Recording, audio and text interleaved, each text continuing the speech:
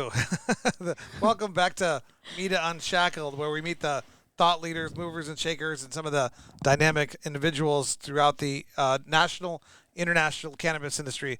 I'm here today, Demitri again, with my co-host, Destinee Blanco. and we are pleased to be joined with Bryan from Zone Properties. How are you doing today? Doing great. Thanks for having me. Good. We're back here in Phoenix, Arizona, in studio, and we have tons of MITA Unshackled out of studio.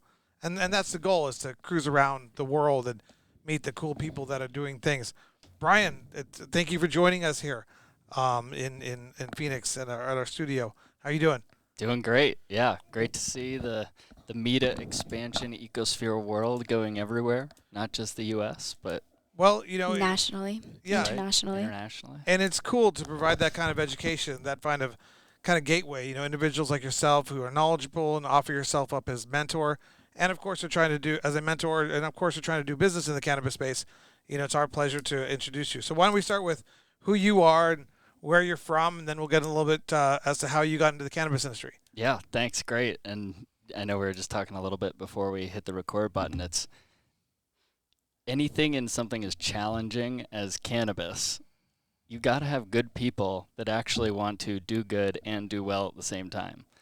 Mm-hmm. And it's just so important, especially for us as a real estate company. I'll give background in a moment, but you got to be able to shift and adapt and pivot to continue to bringing that positive element to this industry. It's just too challenging. So it's great to be surrounded by like-minded people, for sure. It's my favorite thing about the industry is the community and the spirit of the community and the spirit of freedom that the cannabis movement represents, and choice. And I love those. Who can't love freedom, choice, and community? Yeah, that's right. So the industry is booming with it, and it's an honor to be a part of it still. Yeah, that's right. Point. So when did you start? Well, let's start. Where are you from? Yeah, so a little background. So I'm originally from Ontario, Canada, Canadian citizen, and been all across the U.S. for the past about 30 years or so. My family moved down to Arizona when I was young, went to school out here through high school, and then did several kind of undergrad and graduate programs in various places. Kind of this typical magnetic Arizona. You try to leave, but it always brings you right back. Where'd you go to high school? Right. Phoenix Country Day School, Nice. down on Camelback in 44. Nice. What year was that? Did you graduate? 05. 05. I'm just trying to get a cultural context. Yep, totally. I have the good fortune of being alive for 50 years, so I understand a lot of things. Yep, exactly. So Phoenix 05. Did some undergrad, did some graduate stuff. You came back to Phoenix. Yep. So I spent some time in California, did my undergrad at San Diego. And hilariously, that turned out to be somewhat of my cannabis industry origin story, if you want to call it that. No, that's great. Let's start there. What was going on in California? So my entire life passion and background is sustainable development. That interest and history started with doing environmental studies and business studies at the University of San Diego, my undergrad. Nice. And it was amazing to be at such an awesome educational institution, and out of the classroom I had a chance to live down in Mission Beach. Was a big runner, triathlete, surfer at the time, and by total coincidence I just happened to live next door to a cannabis grower down in Mission Beach. Nice. We'll keep some of these details. No, it's all fine general, now. But so and this guy was fine. I mean, he was a legend in Mission Beach. His name was Wes. He had his indigenous tribal affiliation, and so he had the ability and just the common community knowledge to grow and sell medical cannabis. Okay. Down in San Diego County. I mean, this was 2005, long time ago. No, this would have been 07. 07, yeah, high school 2005. Yep. The genetics were good back then. Yep. Not that they aren't today, but right. They just came better. Different process. Depends where you are, what country, of course. But yeah, so I just had the pleasure to learn from this guy. His second story level of his beach house was a grow, and just got interested in it. Was a user at the time for endurance sports, so ran cross country, was doing triathlon, was a pretty significant part of my athletic practice at the time. This was many years ago. And just started paying attention to the industry. So long story roundabout way, it wouldn't have been until many years later, more kind of 2010 to 2012, when the Arizona market kicked off. So before that, I was really focused on this sustainable development track. When I say sustainable development, it's a really cool comparison for regulated cannabis, because environmentalism and integrating practices of sustainability, you know, how do we plan for 7 generations and do things today that help us tomorrow, not sacrificing tomorrow to help us today. Everything from renewable energy to smart waste recycling efforts, upcycling, you know, all these things that are just common sense. Let's get air pollution down. Let's work out systems thinking within our communities that create prosperity, not future challenges. You're one of the good guys, and sometimes I could joke around. I could joke around about anything, but you know, I always see the world. You're like planning for 7 generations. You want to get it right. My attitude is like, one day it's all going to be Blade Runner, or that Tom Cruise movie where everything's just gone to shit, or Matrix, or something. And you know, the cockroaches will figure it out. The sea turtles will become the kings. You know, chickens will suddenly be, you know, evolved to like run everything.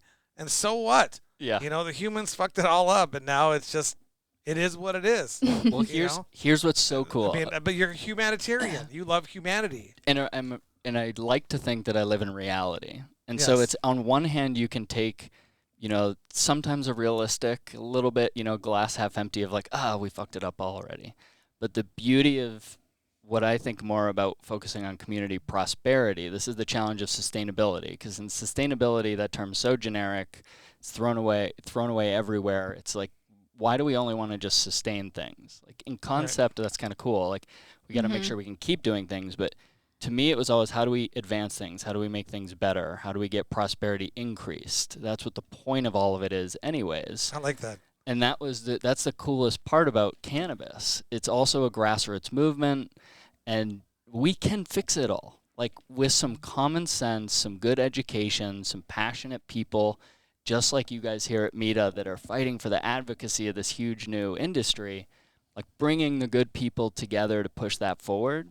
Yeah. So that's what I wanted to do. And even before I found cannabis professionally, I worked at Waste Management, building these big zero waste systems. So Arizona State University, the WM Phoenix Open. I mean, these are all really, really challenging projects I had the pleasure to work on. And I'm so grateful for it, because what it taught me was, when you put a huge number of people together, it's a really complex problem. And if you start asking the right systems questions to achieve a desired, fair, equitable outcome, that's when the magic happens. I like you're using words that's like words like sustainable, prosperity, fair, equitable, Demitri. They have no meaning. It's like I just threw myself in there. But these things kind of all sound good. We laugh about this all the time, but it's like, you know, I have no meaning. From 10 years ago, when we all started doing this in Arizona, at least when I got involved, I know you preceded me. It's like, these are all concepts. They're like, wouldn't this be great? But it's easy to just say them. Yeah, it's so much harder to put them in practice. It really is. It really is. I respect your optimism. I will not get in your way. Well, this is why we balance each other out well, and why we like to work at local advocacy together, because we kind of like, you come in screaming and blazing, and then I get to come in and be like, well, what if we did this? You don't have to worry about like all the problems that are being voiced right now. In my old age, I've learned to actively do nothing to make things unsustainable, de-fair, de-equitable, or unprosperity. I don't know if these are words, what the opposite of those words are. Yeah. You know, except like you can either help people prosper, or you can step on them. Yeah. Which totally. Which happens in this industry. Totally. We should get back to this industry. The corporate. So, and that's to bring it full circle, guys. I mean, like, that's in sustainability. It's called the triple bottom line. So people, planet, and profit can all coexist. And another way to say that, people, profit, planet, and a lot of the audience and everyone, you know, in business right now, the hot topic is ESG, environmental, social, governance. It's like, how do we hold our business organizations and industries accountable when talking about these things? So we're not just saying words, we're practicing. So how do you bring the environmental, the economic, and the equity together? And that is what kind of, in the sustainable development industry, you get caught in all the big words and ideas and reports, and a lot of them just get shelved. In cannabis, so in kind of 2010, I started watching the Arizona market launch in its original medical market. And 2012, 2013, I had some close friends that were getting involved on the licensing side, on the ancillary side. And at the time, I was working at Waste Management, building zero waste programs and thinking, like, this is all great. I love what I do, but where's the actual impact? Like, where, and there's, there is really tangible, awesome impact that the teams are working on and still work on today over there. But the idea of an emerging brand new industry that's going to be, $200 billion in economic impact, very quickly, clearly. I mean, if you just look at like drug impounding reports state by state, no one can doubt the consumer demand for cannabis. So it's like, this is a real chance of a new industry that's just, all those grassroots things from Colorado, California, Arizona, the first states in the 90s that started to try and get it to go. It's like 2010, to me, was where that really tipped. Yeah, I mean, and this is one of the reasons for this podcast, is because a lot of people, they'll laser focus on zone properties. Oh, this guy's a real estate guy. No, but you're not. You're an advocate. You're you consume or a patient or medicated or therapeutic. Super bummer. One of the biggest bummers of my entire life right now is I don't consume because I have a heart rate reaction issue. I used to consume tremendously, like especially with long distance running. But now, like if I take from like a 60 hit to of a 30? joint, no, I go to like 200. What? Really? I'm like, and I've been researching, there's other consumers in the industry that like they have to find that genetic. That strain, yeah. And for whatever reason, it's like an age thing. A lot of these cases, it's like when you hit 30, this happens or something. So I'm like on the search for the perfect genetic. That's fascinating because it totally erodes or destroys the stereotype of cannabis. Yeah. I mean, so you're a great example of somebody who, it gets me too elevated. Yeah. And I mean, so whether it's real estate or athletics or personal life, like I view cannabis as a true advocate of like, the stereotypes are all nonsense. Like we're all people. You put billions of people together, you're going to get groups of things. But like I would consider myself a super high performing cannabis user when I was. Oh, yeah. I would go run 30 miles after using cannabis or to recover from that. See, you too can. Yep. Run on cannabis. That's right. A lot of people work out on cannabis. Totally. I didn't know that. I was a fuddy-duddy, and I thought, then 2012, I started meeting all these people in the industry who were excelling and editing, writing dissertations, hearing my friends in law school saying, hey, we were smoking the whole time, Demitri, it's good, you're an advocate now. Totally. I'm like, you got better grades than I did. Yeah, like my brain works better when I use the right type of cannabinoids or when I smoke the right type of flower. Totally. Yeah, it's huge. Something's going on here. But no, that's great. It's great that you have such tremendous experience in the subject. So your first project in cannabis, I'm trying to lead up to... Yeah, so the connection, I think, here, I keep getting off topic. I just love the industry so much from a high level. It's for me, I spent a lot of time in the sustainable development world focused on real estate and community planning. Okay. Specifically, so, I was that little kid who loved SimCity. Just obsessed with like building communities and what you put something here, here's the outcome. And as is that still around? I have no idea, but if it is, I'm gonna. I don't know. Yeah, it was like free or something. The company might suffer. Sims? SimCity. Oh yes. SimCity. Yeah, I actually played it like the other week ago. Oh, this is great. They put it on the. Yeah, we can bring SimCity up. This is great. Yeah, I was about to put it on for you guys. Bring anything up, but put zone property back. We could have a live play session here. All right. So you're interested in SimCity. So kind of watching cannabis, big fan of the industry, and kind of experience and passion for real estate, community planning. We'll talk a lot about that, I think, during this discussion. And really identified this real estate development category as not just a huge opportunity in regulated cannabis. I mean, we're talking obviously globally, country by country, different cannabis programs coming on, legalization. Again, my home country of Canada having legalized, a few years ago. There really was no one focused on anything real estate, from real estate service professionals being commercial brokers or architect design engineering or property technology, which is a big term today but wasn't a big term 10 years ago. And it just seemed like anytime you have a huge new emerging industry, and we're talking in the billion with a B category, you're going to need significant infrastructure and physical facility to support that type of operation and business category. And I don't, 10, 15 years ago, I'm not sure if anyone really knew exactly how big this would be. But again, it's like, if you're around the cannabis industry, you know how many people consume cannabis. Yeah. Obvious communities of people and not so obvious, we're learning today. Like probably 60 to 70% of this country is consuming cannabis in some capacity or has. Yeah, definitely. 20,000 employees, 300,000 consumers, patients, prior to legalization. Right. We're probably at it would be interesting data points how many unique individuals have passed through dispensaries. I wonder if we can get that. Oh, that'd be great from any of the data guys. There's a lot of older generations too, like my grandmother. Sure. I actually introduced her, to cannabis like a year ago. So they're using the tinctures, the lotions, and everything. So. And good results. Yeah. No, of course. I want more of those gummies. Yeah. And optionality too, like especially old and young generations. I think a lot of the hesitation, especially so if I'm in rooms talking about real estate, well, I'll get back to the description eventually, but of what we actually do at Zoned Properties. But the short version is regulated cannabis real estate solutions. That's essentially what we do. But yeah, I mean, now we have optionality because this is a full above ground business. And so, prior to regulation in the legacy markets, it's really whatever you could find. Word of mouth and fear of being arrested, fear of being persecuted for your uses, both legally and just socially. Now's a really cool time of innovation. Like we're going to hopefully see a lot of neat consumption products that someone like me who is currently as a challenge, like I can maybe get back to some of these innovative groups. And again, they all need real estate.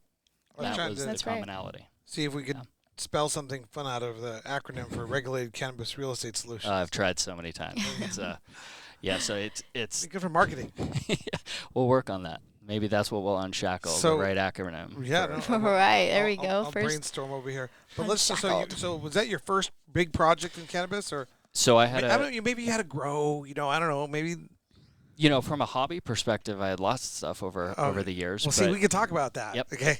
I mean, I just wanted to know your first cannabis project. Yeah, I mean, direct cannabis, kind of from a cultivation and creation perspective, several of my family members are in the medical industry. My mom is one of the only registered nurse and registered aromatherapists in the state of Arizona. And so when you're in that alternative treatment world, you tend to interact with people who are trying to find solutions for ailments and medical syndromes. So I just happened to be, through friends and family, attached and in the same room as people that were exploring marijuana. Again, in San Diego, is more of a recreational kind of capacity that I had interacted with it. And obviously, I truly believe in the medical as well as from an athletic performance. It really helped me. That's amazing. But yeah, I mean, I'd say my first project is just growing a couple plants. Or buddies that grew plants, in their garages. A lot of caregivers. So Arizona's got that deep history of the caregiver network. Yeah, we're not afraid to say that I grew and sold illegally here. Okay, the legacy market. That makes you an OG legacy guy. Statute limitations. Yeah. Yeah. Even beyond that, I just to me, there are so many people that deserve that title, legacy operator. Yeah. They bring that culture. I'm just a kind of a side fan. It's a category. Yeah, it's a different category. It's, I'm maybe a hobbyist, I have interest, but I think it takes away from those individuals who are just legends. They carried this industry for generations, a lot of people. Yeah, they definitely have a different amount of respect. Totally. Yep. Category is a better word than culture. Culture has a lot of meetings. Sure. It's category is a little bit more specific. Yep. Or I just somewhere crossover those two different categories and cultures. Category culture. In my old age, I even have trouble having conversations. Yeah, because we often use so many words that they even though they might have meanings, they have multiple meanings, and they mean different things to different individuals. Like sustainability, like prosperity, like culture, like these words. Right. But we don't need to get into that. That's just some epistemological, semantical crap. This is important, though. Next chat, we'll get into that deep dive. Yeah, no, I mean, that is like a whole college series, and human beings have been trying to unravel this for thousands of years, and I'm not sure they have, so we're not going to be able to do it here on a podcast. Yep. But we can recognize that it exists. Yep. So Zone Properties, the origins of that. Yep, so again, started to recognize, huge new industry coming, knew some people that were getting involved on the operational side, and I've never been directly involved on the licensing operational side, but that need for both physical real estate, so finding commercial properties, designing them, developing them, maintaining them, and then I would almost say more importantly, but at least equally importantly, is the connection to the local community from a regulatory perspective. So for anyone in the audience, just very briefly, that isn't directly familiar with regulated cannabis, what's occurred is state by state over the past kind of 15 years, each state's been legalizing regulated cannabis on their own. And we have this really cool emerging industry where every single state is its own case study. It's its own laboratory. And what inevitably happens in every single one of these states, it's funny, you see commonalities even in very non-standard complex industries like this. One commonality is that the state passes a regulatory system, they enact laws, they enact licensing, and not a huge amount is done, especially the first states. It's getting better today in 2022, finally, on state like 37, 38 or something now. But the state level really gave nothing to the local level. Right. And so for the audience, there's well, it's because most of it was passed through initiative and referendum. That's right. So yep, exactly. the cities and counties and towns in these jurisdictions are looking like, oh, that's never going to pass. Oops, it passed. Now what do we do? Overnight, cannabis is legal, and it's like, okay, well, that trickles down from a community planning perspective, which is true in every industry. Something happens at the state level, whether it's pharmacies, that based our program, medical market here, or any industry. It comes down to what's called the locality. So a county, a city, a township to decide, back to the SimCity thing, decide where things should go and how they should operate. Right. Time, place, and manner. That's it. I was there once. I think totally. I have a law degree, but it helped. I try to unlearn some things so that I can understand more. Yep. But it's all systems. Make room to make for more. No, the common man, the world doesn't exist in the language of law. But anyway, it's not important. Time, place, and matter. Yep, and it's the best attempt to systemize something on paper. Maybe that's the way to say it, though it doesn't necessarily translate into the real world. You could be a university professor with all these big words. I love it. I love it. Back in the day, in what feels like another life, I've taught both kindergarten. Yeah. And I taught graduate classes in sustainable development. Right. Now, I'm just happy that I can keep up with you. I'm just trying to keep up at this point. But no, it's all good. So design, develop, maintain. Yep. So that every single one of these localities, there's over 40,000 in this country in the U.S., and they're all trying to figure out where cannabis and or marijuana facilities can go, where dispensaries, cultivation sites, processing sites, kitchens, laboratories, delivery hubs, how are those things governed in this place? And then as a business market, not just an individual business or a licensee, but as a market, you got to figure out how that's going to impact intentionally and unintentionally all the way down to the consumer. So real estate, super important. We've got $200 billion billion economic impact emerging market that's going to probably require through 2030, our best guess is somewhere between 80 and $100 billion, billion with a B, of commercial real estate investment. And every single locality you go into, you have to interact with a planning board, a planning director, a city council, a board of aldermen, a city of trustees, to try and find the site that works, design it, and deliver it to their standards. Oh, and by the way, they're changing their standards real time, all the time, constantly, as they educate and learn about cannabis themselves, because the state all of a sudden passes this thing, and then they have to figure out it on the fly. So that's the biggest challenge, and education, communication that is clear is so important. And that's where really it ties in for me and our whole team at Zoned Properties, is how can we use our passion, our advocacy for this growing cannabis industry, how can we help solve this one category, this one section of complexity, of challenges, of pain for operators. And real estate tends to be the biggest capital requirement in this industry. And just real quickly before we get into what you do for the entrepreneurs, and are you also working with like legislators, like jurisdictions, municipalities, to help them understand this stuff? Yeah, so we have a really important distinction for us to help us avoid perceived and actual conflict of interest. So when it comes to local governments, so we're definitely not a lobbyist. We don't lobby. We don't actively participate in the regulatory making at the state level at all. But when new regulatory environments emerge and are being implemented, we offer ourselves as education consultants. So like that. We try to work as, this typically happens quietly behind the scenes, so we're never hired or engaged by a planning office, for example, though we are working on some property technology platforms that may be solutions for the 40,000 localities to try and figure out real estate mapping and cannabis specifically. Of those 40,000 localities, how many have cannabis? Oh, good ordinances? question. That's a great question. I'm going to have to follow up No, with. it's tough questions. It's Okay. probably around 30,000 or so, and that's just the 40,000 actual governing bodies. That doesn't include sovereign tribal nations, school districts, fire districts.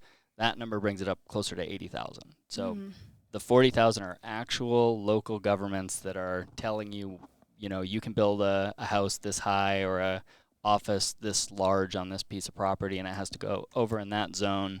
That's those 40,000. So you're good at so you guys do the education consultant stuff with them, but then you work with entrepreneurs. How? So yeah, that local government side, and quickly, Demitri, to connect this dot is really important because you can't do anything on the services side for private clients and businesses until and unless you can actually have a conversation with the locality where your building is going. So if there's no permitting process, if there is no zoning authorization process that exists yet, how can you go ask for approval? So step one, for anyone listening to this that is getting into the cannabis industry, if you're in a new state or an existing state, go say hi to your local planning director. That's always step one. Have they heard? Yeah. Do they understand what's going on with cannabis? Have they heard of it?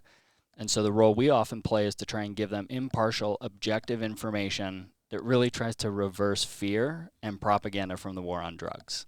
Yeah, so that's even prior to the licenses being issued. Correct. Yeah, and it's a balancing act because if you start too early, like you said earlier, they're kind of watching these things saying that'll never pass. Why should I pay attention to this? But ultimately, if you don't participate in that education and communication kind of activity, you end up, like Demitri, I know you and I have done many times in many different places, hitting your head against the wall, having a discussion, debate, or heated argument with a local official that is just relying on totally wrong information. So I don't get heated. I don't bang my head against the wall. Rational, calm, evidence-based arguments. As long as that argument isn't coming from a member of this industry. Sure. Yep. Yeah. And that's what gets me heated, and that's what makes me bang my head against the wall. I don't mind explaining to people that they just don't have any idea what's going on. But if there's ulterior motives and agendas. Because that's hypocrisy and that's lying and that those are catching people at that moment, that smoking gun kind of thing. Yeah, and what we're trying to do here is, back to this word prosperity, we're trying to educate and bring to the surface this 180, this total reversal, again, of the propaganda from the war on drugs that's fear-based. So what we're starting to see actual anecdotal evidence, not just anecdotal, but empirical, direct evidence on now. I actually did my graduate thesis at ASU on this, is all of those metrics are going up. So all these prosperity metrics, economic development incentives are going up. Obviously, tax dollars, property taxes, sales tax, etc., for the local community are going up. Job growth is going up. Violent crime is going down. And these are things, property values are going up. All of these things that are constantly cited as the fears of why we don't want cannabis in our community.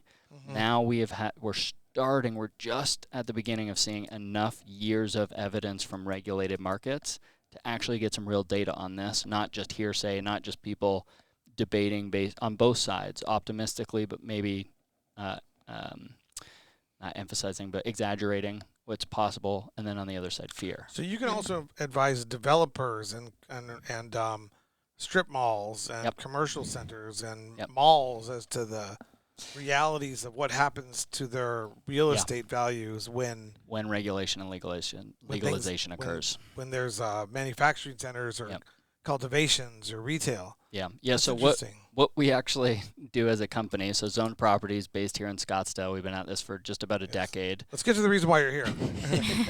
Put all this in context. You have a company. Sell a product. Service. We're just trying to sell the movement here, people. Yeah. I think people have got a pretty good idea of of who you are, and I didn't know all this stuff too. Yeah. Which is definitely good. But it's one of the reasons why you always like my stuff on LinkedIn. Yeah, totally. Let's focus on what Zoned Properties does. So we're a full-service real estate development firm.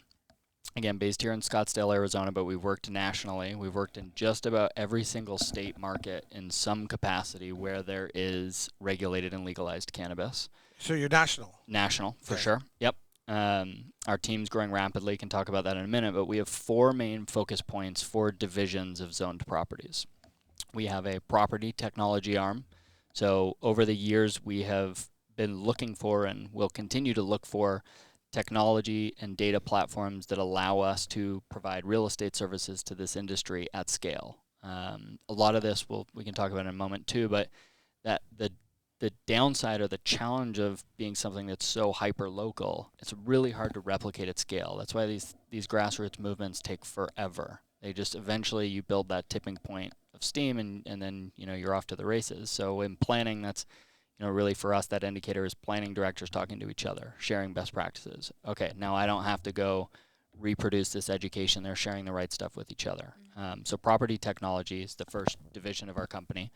That's the catalyst that informs everything we do. We have a advisory and consulting division. Mostly what we're doing for clients is site identification, and we're their kind of advisor through the cannabis labyrinth. Those are cannabis entrepreneurs, okay? That's right. And then we have a full licensed commercial brokerage. Our base licensing at our corporate headquarters here in Arizona, but we have national partners and zone properties brokers. We're hiring and expanding right now. Nice. So in that capacity, we represent clients on lease, sale, and creative transactional processes for commercial real estate. Creative, I like that. Yep. A lot of creative stuff in this industry. Yep, and we call, so those prop tech, advisory, and brokerage, those are really our third-party real estate services. At the end of the day, it all comes down to what we call is confirmed and controlled real estate.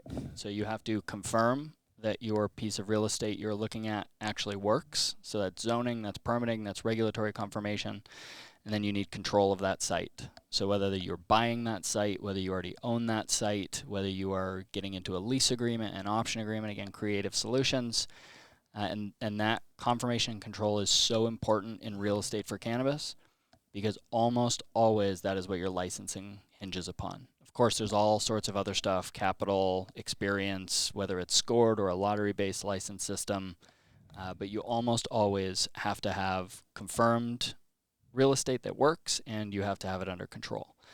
And so those three divisions, we do national work with third-party clients. Mostly our clients are either those cannabis entrepreneurs, so they're actual businesses that are plant touching, anywhere in the vertical, so agricultural or industrial cultivation, processing, manufacturing. That's how we really got started as a company, huge, large-scale cultivation sites. Right. That's awesome. But now we're really focused on direct-to-consumer real estate, so mostly dispensaries, logistics centers, dropship, delivery centers. It's really become our core belief that is going to be the most important. So we're a small team. 2 years ago, we had one full-time employee. Today, we're just at 13, I think, as of yesterday. That's a lot of people. Nice. Yep, so we're growing quickly. By the way, I have 2 pages of notes. And that's like being back in law school again.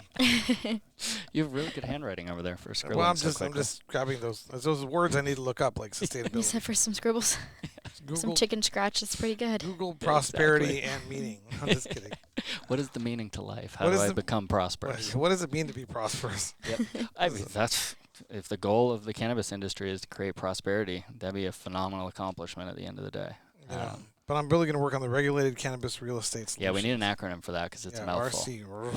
Yep. Something like that. Yeah, CRE is the typical one you'll hear, commercial real estate. So So you guys are doing work Commercial across the estate. country. across the country. And so what kind of people, I mean, entrepreneurs, municipalities, And commercial- then real estate owners, developers, Yeah. landlords. So there's you give like a consulting for them quickly? Yep. So we'll either represent them on the brokerage side, we'll either help see if the research. Let me back up a little bit. There's a really important concept in real estate for cannabis. It's called a green zone. That's kind of the layman's terms for it. What it really means is your parcel of property Is in the green zone. is in a location, is in a green zone. What's funny is from the sustainability side, we always called stuff green zones because those were opportunity Yeah. zones, green zones. Like where's there Yeah. enough wind to power all these wind turbines? Right. What a great green zone. So here I am in this. Green for cannabis. That's right. The cannabis zone. The 2 best industries, green zones. So yeah, are you in the right location for a cannabis site? As simple as that. And so our clients tend to be on either end of the spectrum. Either they already own a piece of property and they're trying to see if that property can work. So there are real estate regulatory strategies. First, just base research. Are you in the right zone? In cannabis, given the complexity of this potpourri of 40,000 different locality systems, one commonality that tends to show up. Again, we see all these commonalities in this complex blueprint, but is these things called protected uses.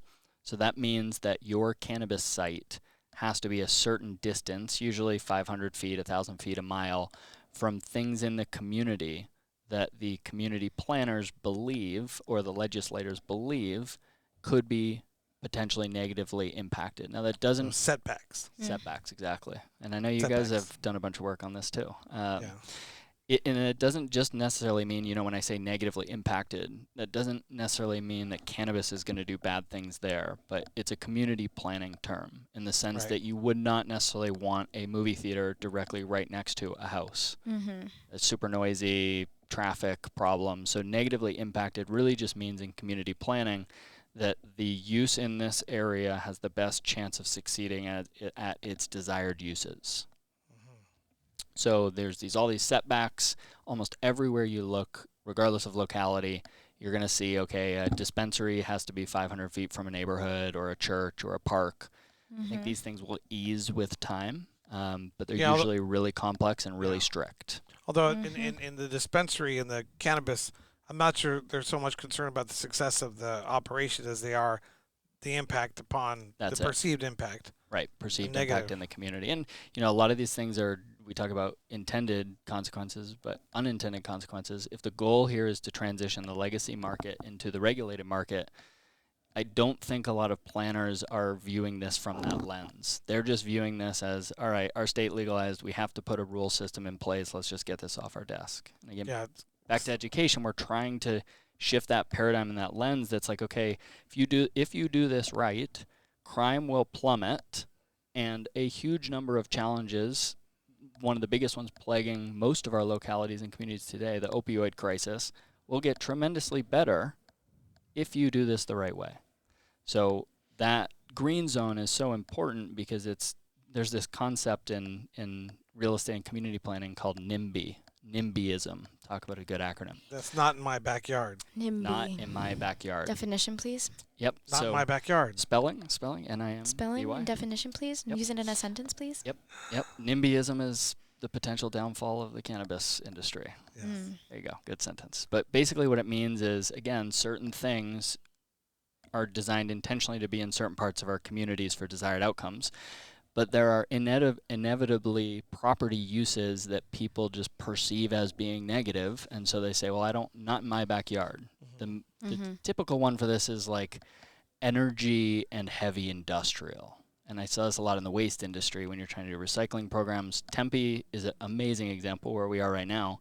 Tempe has really embraced this sustainable development community approach, and they have a lot of these amazing recycling manufacturing uses in town. Most towns are just nervous. They're like, okay, you're going to be breaking apart electronics, and there's all these nasty things there, and you're going to pollute our land. We don't want you here, not in my backyard. Right. So that's that concept. But a lot of times people jump to NIMBYisms without ever understanding the system to begin with. And that's what's really happening in cannabis. There's fear. So there's these green zones, and again, what we do, a super long-winded roundabout answer to your question, which is actually a simple answer. Who do we work with? It's either property owners that are trying to figure out if they're in a green zone. Okay. Or they are cannabis groups that don't know where they're going yet. And when I say cannabis groups, I mean operators, so businesses. Plant touching and non-plant touching. But mostly plant touching, and we specialize today, our real focus is on the retail side, the direct-to-consumer. Right. Because that's going to be the biggest paradigm shifter. The public's interacting with these sites. You want to make sure it gets done right. Trying to find them locations. So we use property technology, advisory, and brokerage services to help those two categories of people. And then ultimately what we want zoned properties to become is our fourth division, which is an investment portfolio. So we also do raise capital. We do invest in acquiring and developing cannabis properties to be leased out to regulated cannabis operating tenants. We've done that from the very beginning of our company. We own properties today, and we are at a point in our company where we've developed such a network of property owners and cannabis operators across the whole nation. We're trying to now help solve probably the single biggest problem in cannabis, which is capital. And eventually more capital will become available. as federal regulatory systems change, as banking loosens up. But for now, again, I said this earlier, but one of the single biggest challenges is real estate. And sure, all the services, that stuff's complex, but there's a lot of smart people in cannabis. A lot of people can figure this out on their own. But if you can add a capital contribution through an investment, so we can bring capital to the table, we can help fund their real estate. In some cases, that can be through debt. But in most cases, what we want to accomplish is to be their cannabis-friendly landlord with lease rates that actually make sense and are sustainable versus just supply and demand. I would want to use a friendly phrase versus what we usually use in the office, but supply and demand pillaging, which is basically like there's only 3 green zones in this town. I'm going to buy all 3 of them and charge 50 times non-cannabis rates. Yeah. It's not that's not very equitable. It's possible. It happens all the time, but for us, we're building a long-term value play on this industry. The reason we're succeeding today is because we took this approach 10 years ago. We approached the industry with trying to actually create successful solutions for operators and communities. And now this capital arm, it's such a big challenge because there's still so limited capital in the cannabis industry.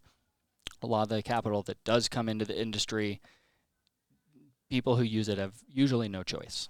So they're willing to pay an insane lease rate. And a premium for cannabis is absolutely appropriate. There is risk involved in owning cannabis real estate just because a landlord, so zone properties again, for example, we're non-plant touching. We never take ownership in the licenses, helps us avoid conflict of interest, helps us avoid regulatory risk on that side of the aisle.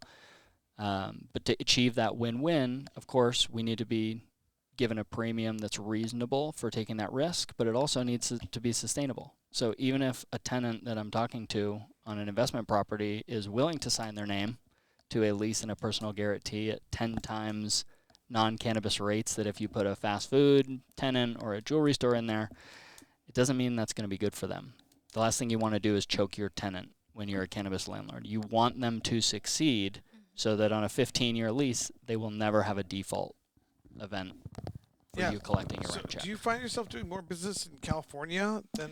It's so funny you asked that. We avoided California. Yeah. Again, I love California. There wasn't really a specific reason beyond it's super complex. And our goal here is to create the most positive impact in this industry nationally.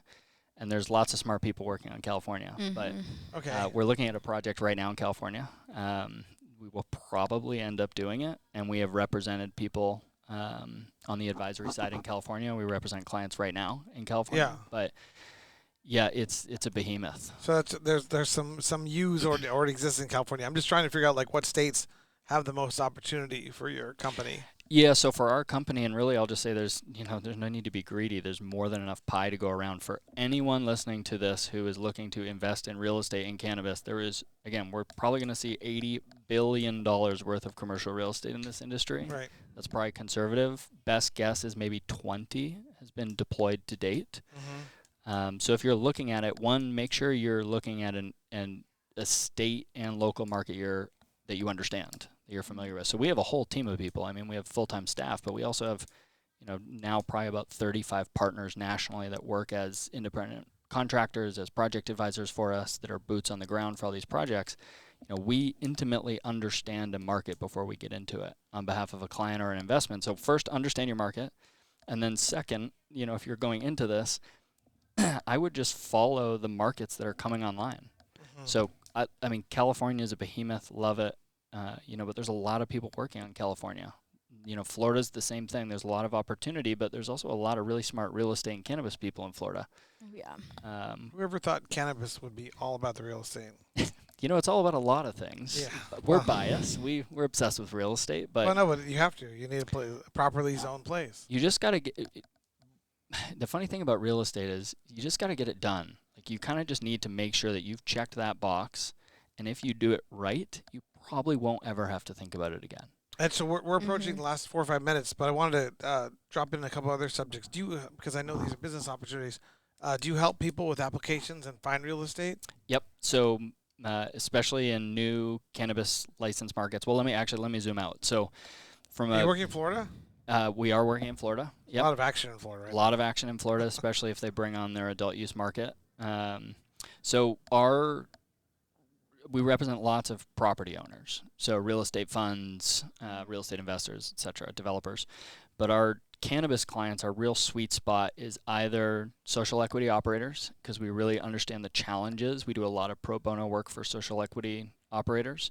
And again, we're doing that, so we're very transparent about this, especially with social equity. We want to own their property. So we're willing to do a lot of that work up front for free and, pro bono versus charge them, because we want to be that partner long term for them as they succeed.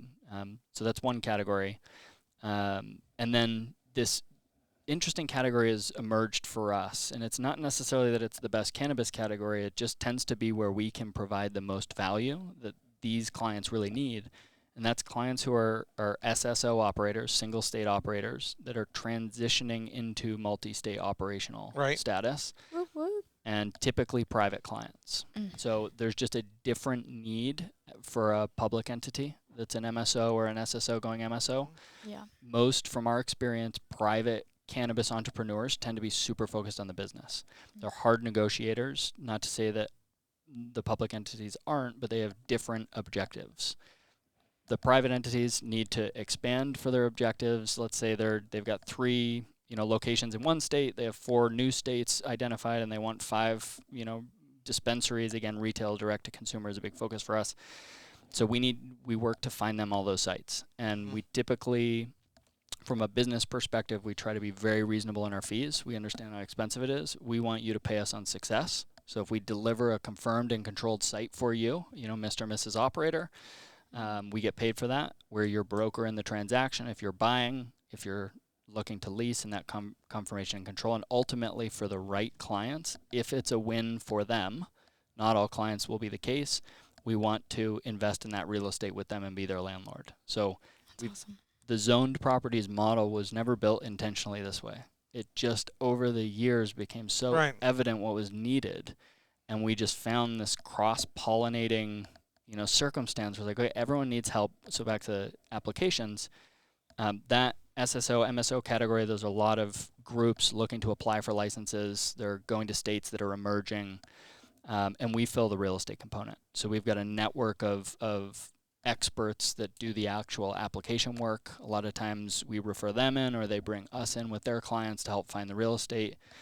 We know what we're good at. It's real estate. We're not good at, 100-page applications, organizing them with all the cannabis regulatory stuff around the business tedious plans. work. And that's, actual industry experts like you guys can help with that kind of stuff. Interesting. Yeah. And so we are actually. You told me we had a hard stop at 3:15, so we're heading out, coming up close to that. But so the most important thing is, you're like a professor of this stuff, which is good.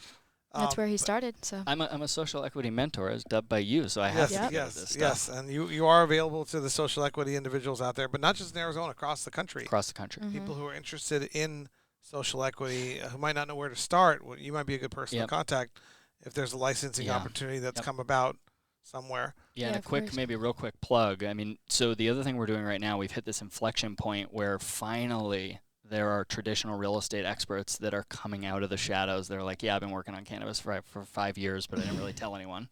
What we're finding is there's usually 1 or 2 people that are like the go-to cannabis real estate expert in every state. And so what we've been doing is helping give them a platform through zoned properties and our brokerage team to transition sometimes out of a big commercial firm that like they're the quiet cannabis expert, and give them a team to actually support them. So a lot of these individuals that are real estate professionals are kind of on an island.